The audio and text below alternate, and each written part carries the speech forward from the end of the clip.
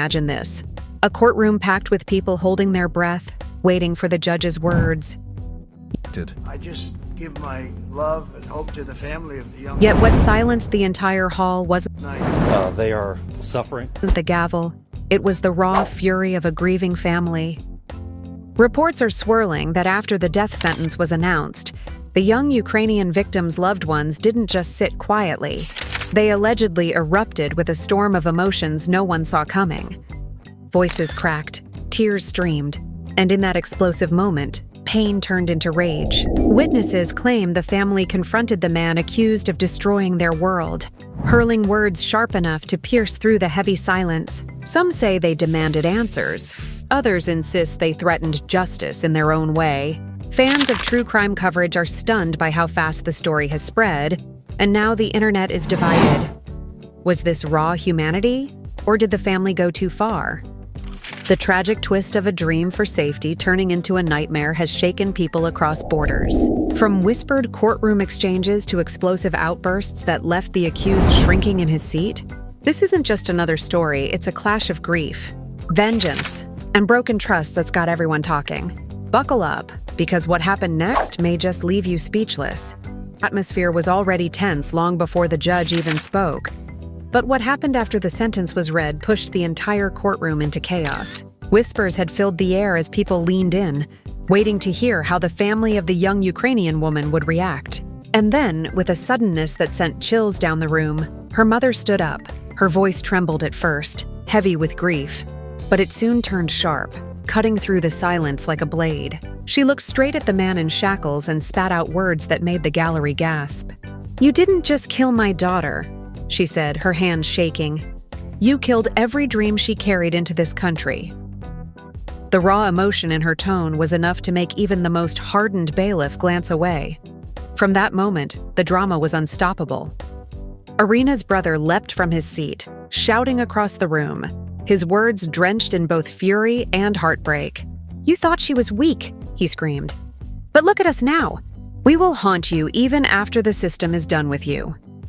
Guards rushed to keep him from crossing the barrier, but the sheer intensity of his voice echoed off the walls. Some onlookers claimed they felt as if they were watching a scene ripped straight out of a tragic play, while others whispered about how dangerous the energy in that room had become. The accused sat frozen, his eyes darting left and right, unable to meet the gaze of the family whose lives he had destroyed. Reporters in the back scribbled furiously, their pens struggling to keep up with the storm unfolding in front of them. One journalist later confessed it was the most raw and unfiltered display of grief they had ever witnessed inside a courthouse. And while some believed the family's outburst was justified, others quietly murmured that perhaps they had crossed a line. Yet it was this very conflict that made the drama so magnetic, an explosion of pain that blurred the boundary between justice and vengeance. Then came the uncle, a man who until that moment had sat with his head bowed, his hands clenched tight around a rosary. When he finally raised his head, his face was pale, but his voice rang out with a clarity that no one expected. "You robbed us of light," he said, his words slow and deliberate. "But know this, her memory will torment you longer than any prison cell." His calm, almost icy tone hit differently, leaving the spectators torn between awe and dread. People exchanged glances, some biting their lips, others shaking their heads, as if unsure whether they were witnessing justice or something darker. Outside the courtroom, the drama spilled into the streets. Cameras captured family members clinging to each other, sobbing uncontrollably, while supporters and friends formed a protective circle around them. Fans of courtroom dramas couldn't believe the footage, and within hours, social media was ablaze. Clips of the mother's confrontation spread like wildfire, each share sparking new debates. Some users declared the family heroes for daring to say what the system could not, while others accused them of letting anger overshadow dignity. Hashtags with Irina's name trended across platforms, drawing sympathy from people who had never even met her, but now felt connected through the sheer intensity of her story. But the family's pain was more than a viral moment. It was the unraveling of months of bottled-up emotions. Friends who had known Irina since her arrival in America spoke to reporters, describing her as someone who always believed in second chances. someone who never stopped smiling despite the shadows of war. And now, her death had ignited a storm so fierce that even those friends admitted they didn't recognize the family's rage. They were always gentle, one said, but grief changes people. You could see it in their eyes. They weren't just mourning her, they were demanding justice with every breath. Inside the courtroom, the accused barely spoke, but his silence only fueled the fire. At one point, the sister stood, tears streaming down her cheeks, and shouted across the room, "Look at me! Look at the family you destroyed!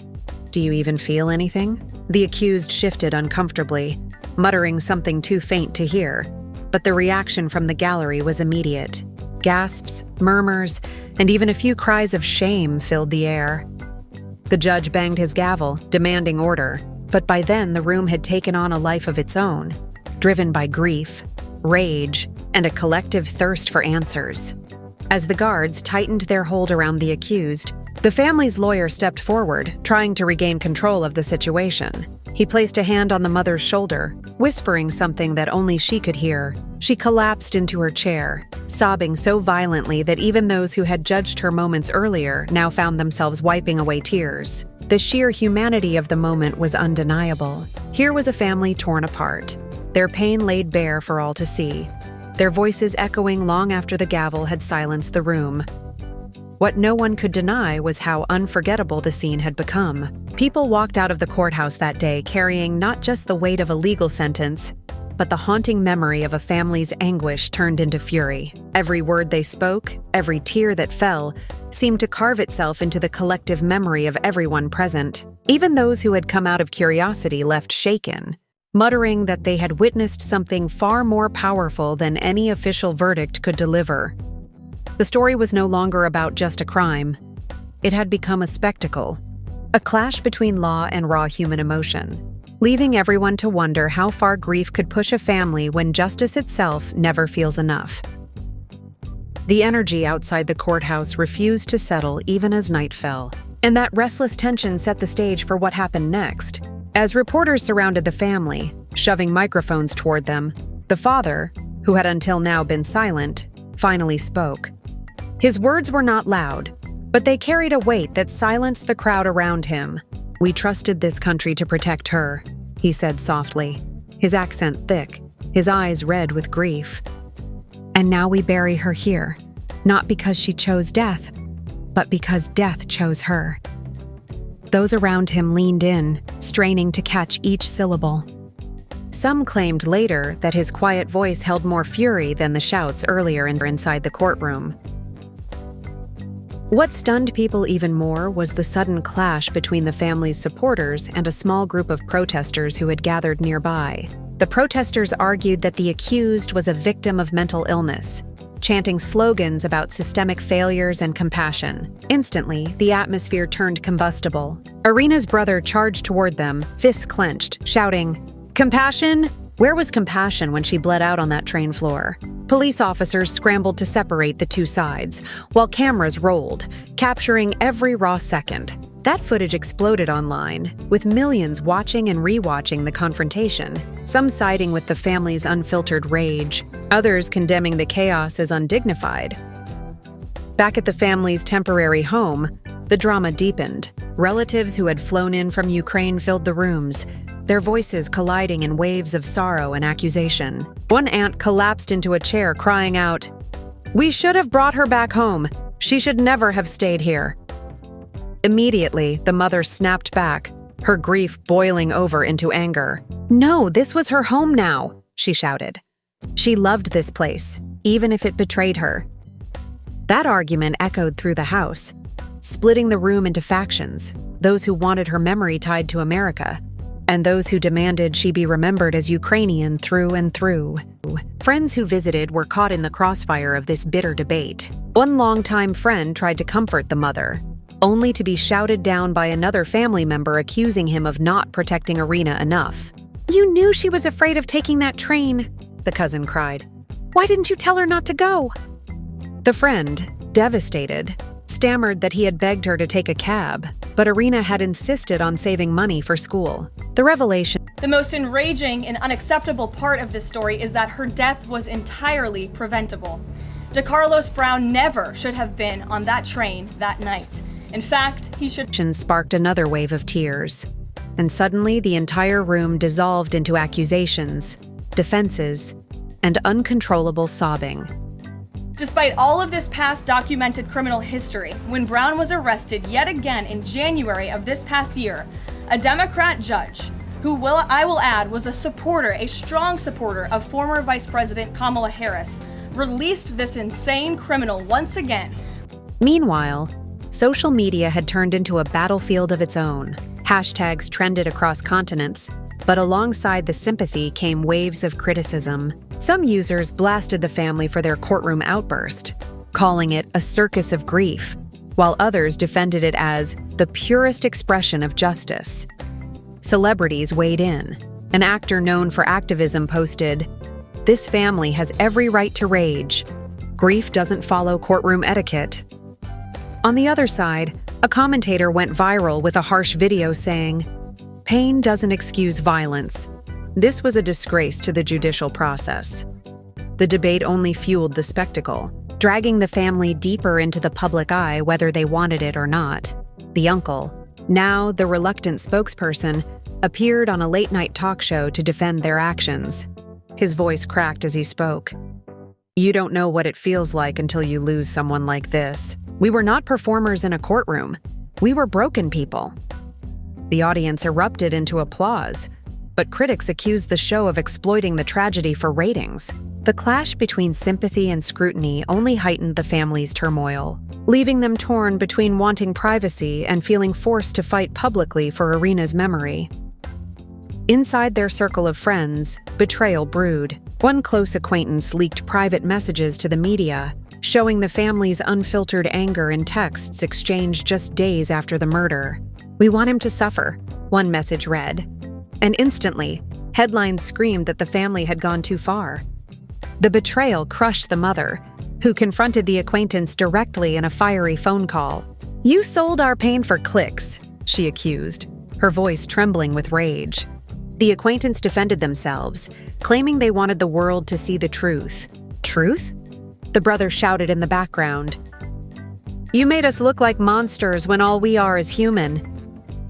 The mounting pressure began to fracture their unity. Cousins refused to attend vigils. Uncles argued about whether to continue speaking publicly, and the siblings lashed out at each other behind closed doors. The father, once the quiet pillar, slammed his fist on the table one evening and yelled, "Enough! We are fighting each other when we should be fighting for her." His eruption left the room in stunned silence, but the cracks in the family bond were already showing. The accused's family added fuel to the fire by releasing a statement of their own. His mother pleaded for understanding, saying her son was sick and abandoned by the system. "He was not evil, he was broken," she insisted. This statement enraged Irina's family, who held a press conference the very next day. The brother leaned into the microphone, his jaw clenched, and declared, "Broken or not, he chose to end her life. Do not ask us to forgive what is unforgivable." The crowd roared in approval, but once again the internet split in two. Some hailed the family as warriors for justice, while others accused them of cruelty towards someone struggling with mental illness. The drama reached a fever pitch when leaked rumors suggested that the accused might appeal his death sentence, citing his mental health. News outlets reported that his lawyers were preparing to argue he was unfit for Good afternoon. Thank you for being here. I'm sorry we're a little late. I'm here with Jim Barnacle, who's the special agent in charge of FBI Charlotte, which covers all of North Carolina. He and I just got off the phone with the family of Irina Zarutska, spoke with her mother, spoke with her uncle, had a very touching call with them. Our hearts go out to Irina's family. They are suffering. execution, and the possibility of a drawn-out battle sent shockwaves through the family. As a native of Charlotte, I'm so sad to say that our city has gotten to this place. I was born here, I grew up here. I remember when the light rail was built. I remember the development it spurred, I remember the excitement. And to think now that you can't even feel comfortable riding that train hits me deep. The light rail brought this city access to jobs, access to education. People could take the train to college. The federal prosecutor made clear that this was not just about punishing one individual, it was about upholding a system. Currently, the Charlotte-Mecklenburg Police Department's investigation. Family. The mother collapsed upon hearing it, wailing, "They are trying to keep him alive longer than my daughter lived." That line became a headline within hours, repeated endlessly on television and online, stirring emotions across the nation. As tensions grew, so did the stakes. The family now found themselves not only fighting for their daughter's memory, but also trapped in a whirlwind of politics, media narratives, and personal betrayals. And yet, through every storm, one thing remained constant: the fire of grief that refused to let them rest, pushing them toward confrontation after confrontation, as if the entire world had to feel even a fraction of what they had. The weeks that followed turned into a whirlwind where every single move the family made was scrutinized under a microscope. Local news vans camped outside their home, and strangers they had never met showed up at their doorsteps with flowers, cards, and sometimes uncomfortable questions. At first, the family welcomed the support, but soon the weight of constant attention became unbearable. The mother, exhausted from grief and public appearances, snapped at a reporter one evening. "You want a quote? Here it is. 'My daughter is dead, and your cameras won't bring her back.'" That clip aired on the nightly news, sparking both sympathy and criticism. Fans of courtroom drama praised her honesty, while critics accused her of letting grief turn into hostility. Inside the family, the pressure cooker was boiling over. The sister, usually the quiet one, broke down during a family dinner, throwing her plate against the wall and screaming, "Why are we still talking to these reporters? Why can't we just mourn in peace?" The outburst shocked everyone, and her father tried to calm her, but she pushed him away. "You think these cameras care about Irina? They care about ratings." Her voice cracked as tears poured down her cheeks. The room fell silent, each family member staring at their plates, guilt washing over them. The following day, another twist ignited the drama.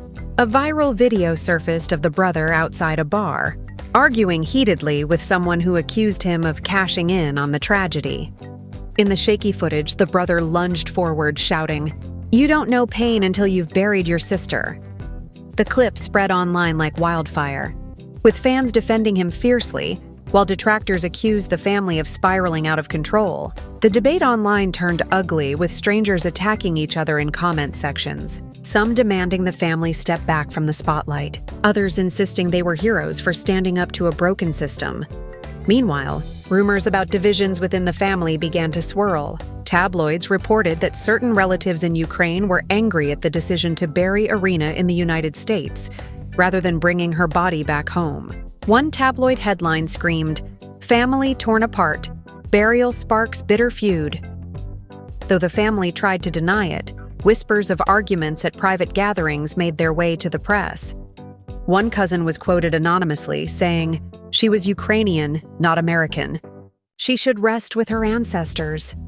Those words hit the mother like a dagger. She lashed out during a press conference, visibly shaking, declaring, "Irina chose America, and America failed her. Don't you dare question her choice." The fiery statement only added fuel to the controversy. In the middle of this storm, a shocking betrayal surfaced. A family friend who had been close to Irina leaked private videos from her phone, clips of her. Mr. Ferguson mentions this. The system has failed us in this case. There is no doubt. Everyone deserves to go about their daily lives, to get to work, to get to school, just to cross town without the fear of being attacked. We should live in a country and in a city where accountability, if you're convicted for... Clips of her laughing with friends, singing in the kitchen, and even voicing fears about living in a new country. Though the videos were meant to show her humanity.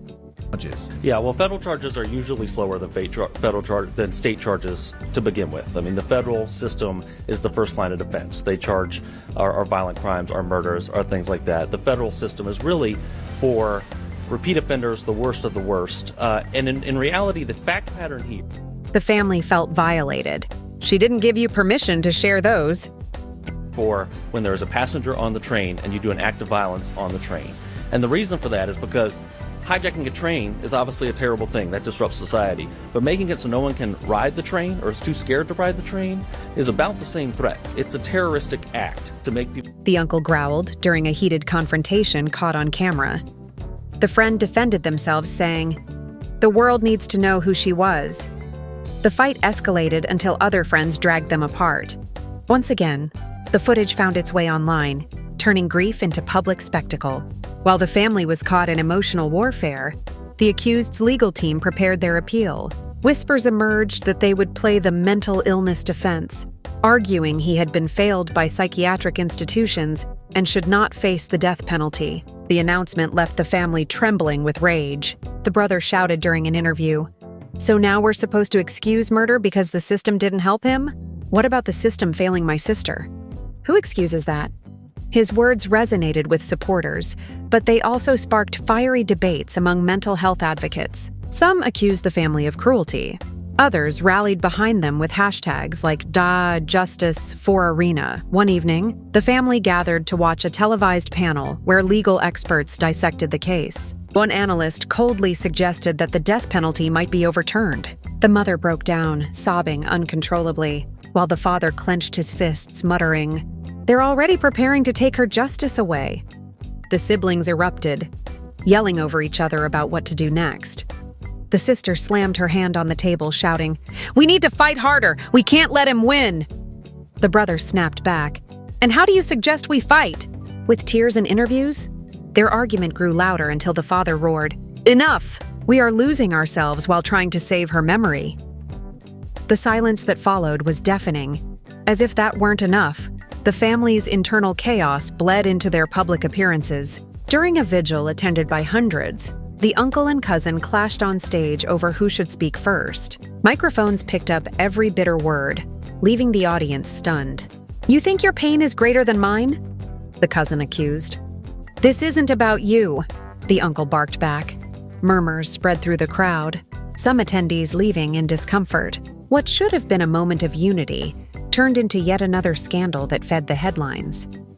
But in the shadows of this turmoil, another twist emerged. Whispers circulated that one of Arena's closest friends had been in contact with the accused before the crime, possibly as part of community outreach for troubled individuals. When reporters pressed the friend, they refused to answer, fueling speculation that someone close to Arena might have unknowingly connected her to danger.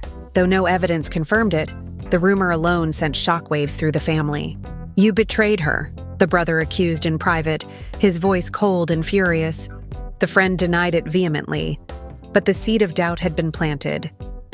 By now, what had started as a tragedy was morphing into an ongoing saga filled with twists, betrayals, and emotional explosions. Every new revelation tightened the knot of tension, dragging the family deeper into drama they never asked for yet couldn't escape.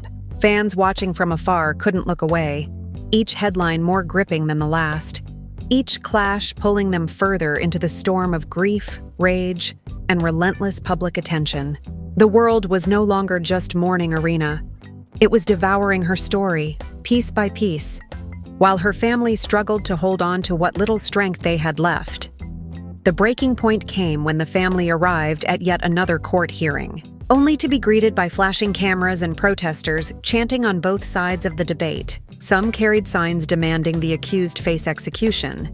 Others pleaded for mercy under the banner of mental health awareness. The noise was deafening, and the mother, already drained, clutched her daughter's photograph to her chest as if it were the only thing holding her together. Reporters swarmed, shouting questions about forgiveness, about anger, about whether the family had become too aggressive in their pursuit of justice. The father, usually quiet, snapped. His voice thundered across the steps of the courthouse. "Forgiveness is for the innocent. My daughter was innocent. He is not." His words reverberated through the crowd, sparking cheers and jeers alike, instantly becoming another viral moment. Inside, the courtroom was suffocating with tension. When the accused was brought in, the brother refused to sit. His eyes locked on the man in chains, and he muttered so loudly the entire gallery heard it. "You're already dead to us." Gasps filled the air, and the judge threatened to clear the room. But the statement lingered, like a dark prophecy hanging over the proceedings.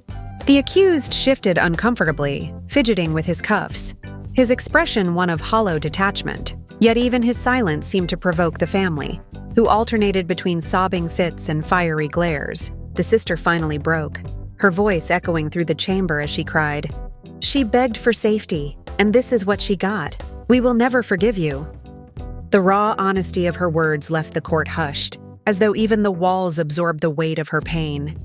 But the real twist came when rumors began to swirl that a powerful political figure was considering intervening in the case. Whispers suggested backroom deals, with officials debating whether the death sentence would hold or be overturned. The family was blindsided. They had been clinging to the idea that justice was finally in reach, and now the ground beneath them shifted yet again. During a private family meeting, the uncle slammed the table so hard that glasses toppled. "They're trying to steal her justice," he growled, "and we cannot let that happen." Arguments erupted instantly. Some members wanted to launch a public campaign. Others begged to retreat into privacy. The divide grew sharper, voices colliding until the father's booming command silenced the chaos. "No matter what happens, we stand together. If we fall apart now, she dies twice." Interview 18. Online discourse spiraled out of control. Conspiracy theories flooded comment sections, with some claiming the family's outbursts were staged for attention, others suggesting political agendas were at play. The family found themselves attacked by strangers they had never met, accused of exploiting tragedy, of feeding media frenzy. The mother wept when she discovered a viral post mocking her grief, whispering, "They turned my tears into entertainment." The brother, furious, threatened to confront the trolls directly, but the uncle pulled him back, reminding him that every move they made was already under a microscope.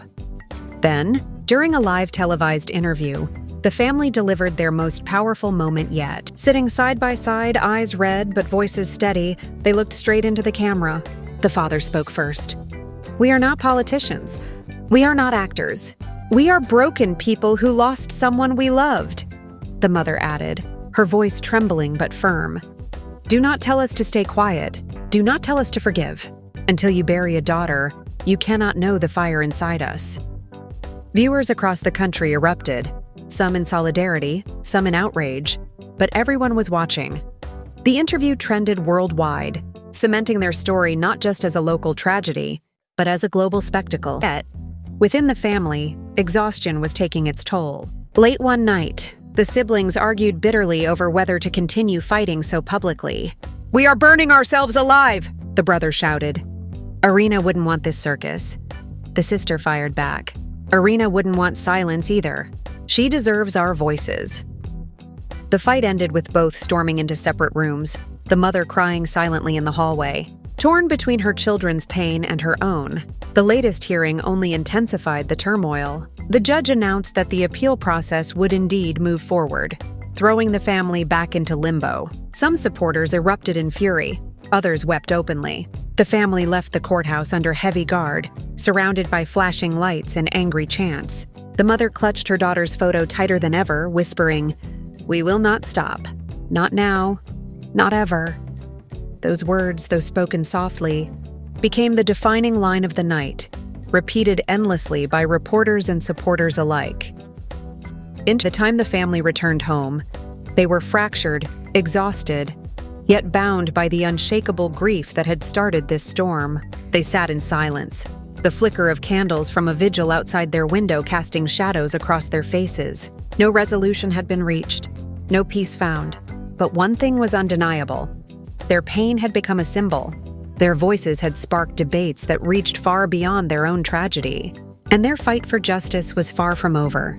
In that silence, as the world continued to argue over their story, the family held each other close, knowing that even if the system faltered, their rage, their grief, and their love for Irina would never be silenced. Through all the tears, the arguments, and the fiery confrontations, one truth remains unshakable: this family story is far from finished.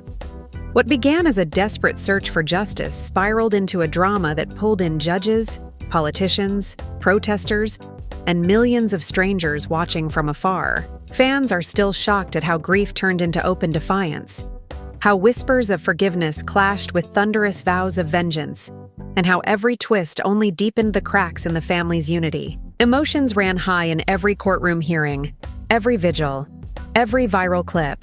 But even now, the biggest questions remain unanswered. Will the death sentence hold? Or will the accused escape through the cracks of an imperfect system? Will the family find peace? Or will they be trapped forever in the cycle of grief and fury? Their story has become bigger than a single tragedy. It's about broken systems, about how far pain can push ordinary people, and about whether justice is ever enough when a life is stolen too soon. Some viewers believe the family crossed lines. Others say they spoke truths no courtroom can contain.